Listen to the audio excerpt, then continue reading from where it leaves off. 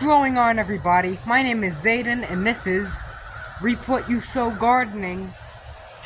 I don't even know what the title of this video is. Save It for Parts knockoff?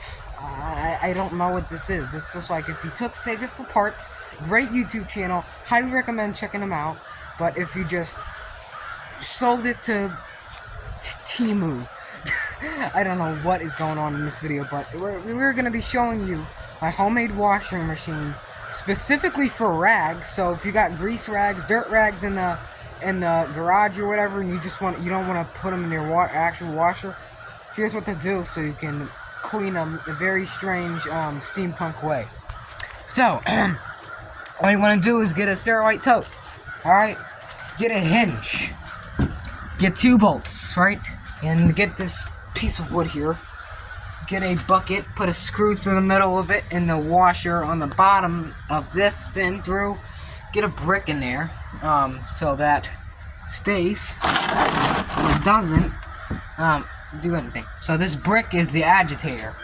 You take your disgusting grease-soaked rags, throw them in there, put some soap or just water.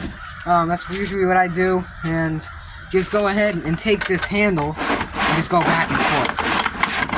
Probably like 5 to 10 minutes. And then what you want to do is you just put a hole in the side of it and stop it up with one piece of the fabric.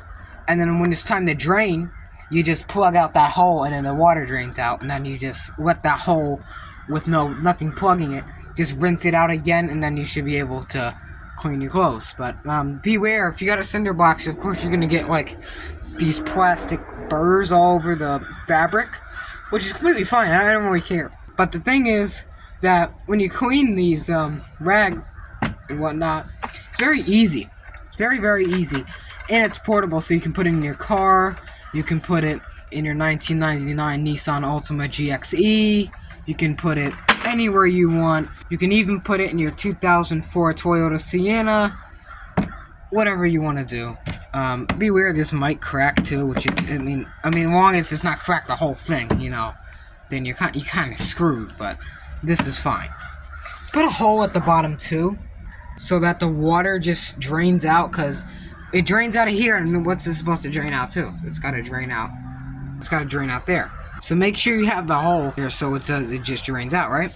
So then when you're done, shut the lid and put this up wherever you want to put it. I don't care. Just leave it outside. Do whatever you want. But you got to use a stainless steel screws, or else it's just gonna rust to hell, and the screw's gonna snap when you're agitating, and you're gonna get agitated.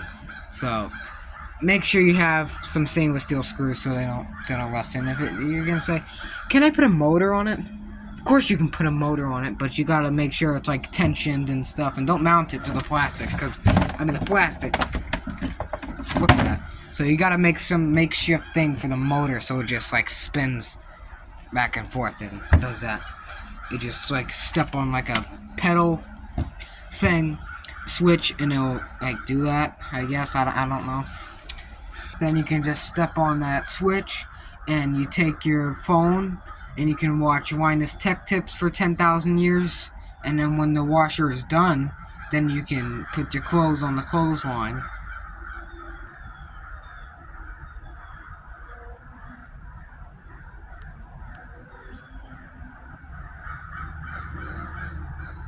So yeah, that's gonna be all for this video.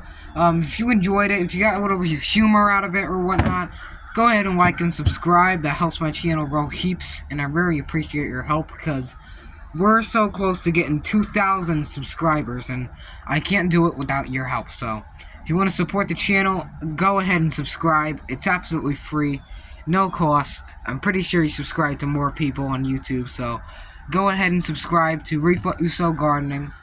And I'll see you guys next time. Look at that spider. Look at that. Freaking strange. Strange.